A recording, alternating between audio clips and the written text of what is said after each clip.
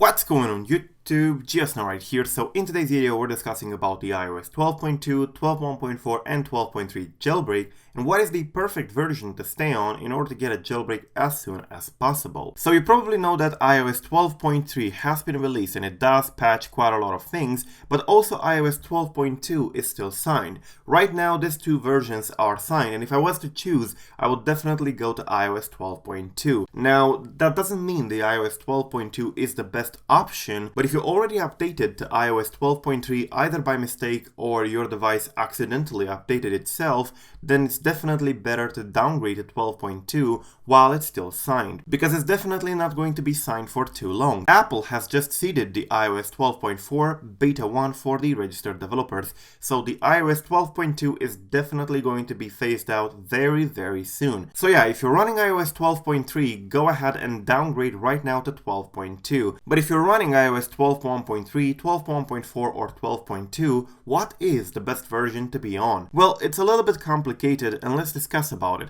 If you remember, iOS 12.3 patches a few vulnerabilities in here, but they're nowhere near the vulnerabilities patched in iOS 12.2. The iOS 12.2 released back in March patched quite a lot of things. You can see here that it's a pretty hefty list, and of course it contains quite a lot of kernel vulnerabilities as well.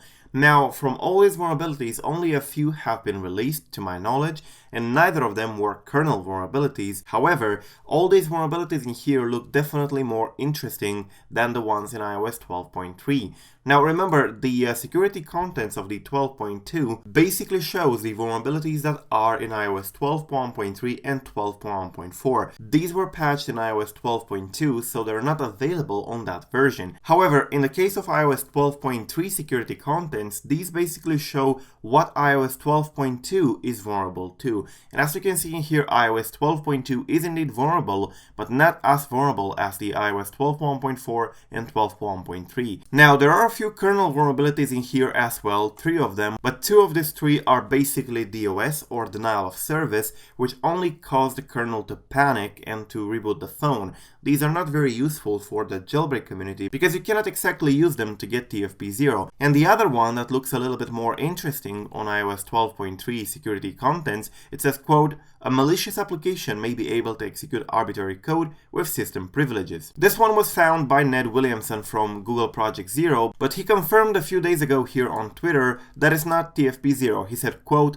"2 more XNU iOS NetStack bugs fixed in iOS 12.3. Write-ups and POCs coming next week. No TFP0 from these." So unfortunately, iOS 12.3 is definitely patching a lot of vulnerabilities from iOS 12.2, but not a lot of these can be used for a jailbreak as they are, especially the kernel vulnerabilities, since the kernel vulnerabilities do not bring you the TFP0 or are simply DOSs. But when you compare them to the iOS 12.2 security contents, the iOS 12.1.4 and 12.1.3 are definitely much more vulnerable, and the kernel vulnerabilities in here look definitely more hefty. So it's definitely a better idea to stay on iOS 12.1.4 or to stay on iOS 12.1.3. I believe that these will be jailbroken first because the vulnerabilities are much more powerful for these two versions compared to iOS 12.2.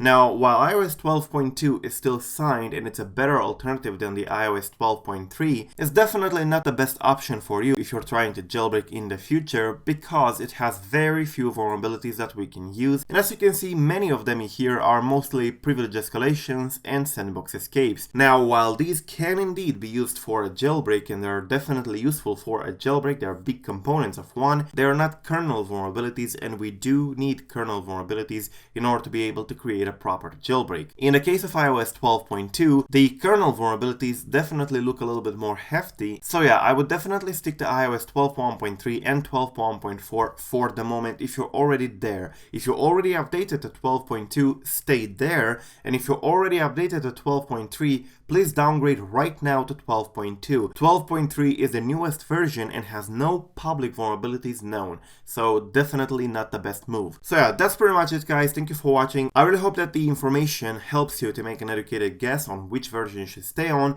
and do not forget to subscribe to stay updated for more jailbreak and iOS news. I am Geosnow, and till the next time, peace out.